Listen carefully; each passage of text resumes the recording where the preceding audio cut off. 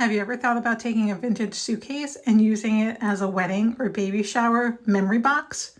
Well, I've painted many of them and I'm going to show them to you and how I did them. This one was in pretty rough shape on the inside and the outside. So the entire thing is going to get a makeover and I'm going to show you exactly how I did it and what I used. On this one, we talked about just taking out the loose parts of the fabric, painting the entire inside and making it feel like vinyl. So then she could use it as a memory box for cards, trinkets, little things like that, and just memories for the baby.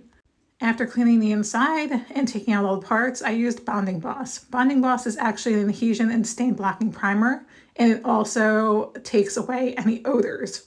So even though this was cleaned thoroughly, it might have had like a little bit of that old suitcase smell. Plus, again, we wanted it to feel very vinyl-like, so we're kind of sealing the fabric before I paint.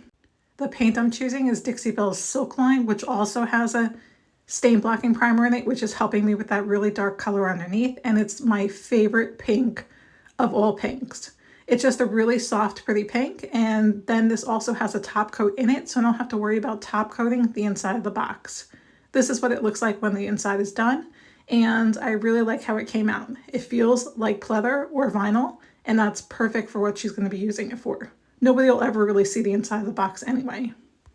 Then, of course, the outside of the entire suitcase gets a really good scrub down. And when the dirt stops coming off, then I'll stop worrying about it because the entire thing is going to get primed and also painted, including the metal is going to get a redo.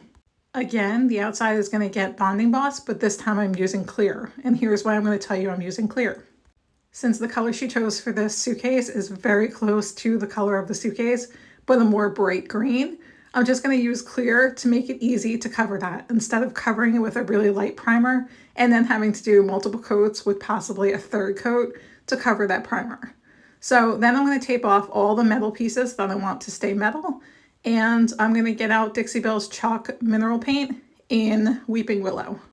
My little rescue Maggie approves of the color, so I get right into painting. I keep the entire box closed and I paint the entire thing with 2 coats except for the other side. Now the other side is going to get a little bit of blending with a soft pink, and then it's going to get a transfer on it. So what I'm going to do here is lay down an entire layer of soft pink, and when it's still a little bit wet, I'm going to remist it and add some green to the outside and blend it in.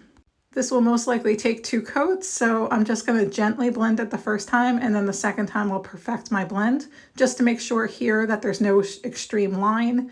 And then I have some green going around in a circle.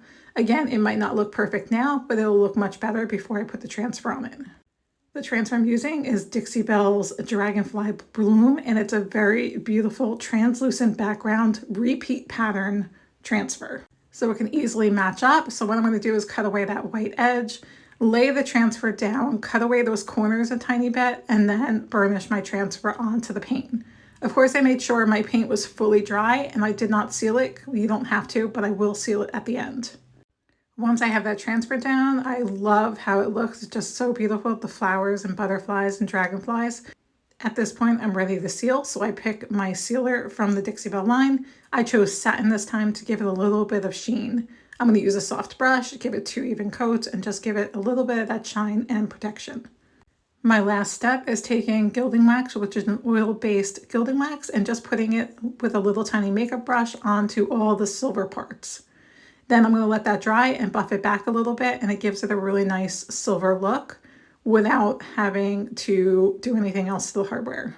She was really pleased with the way it came out, and so am I.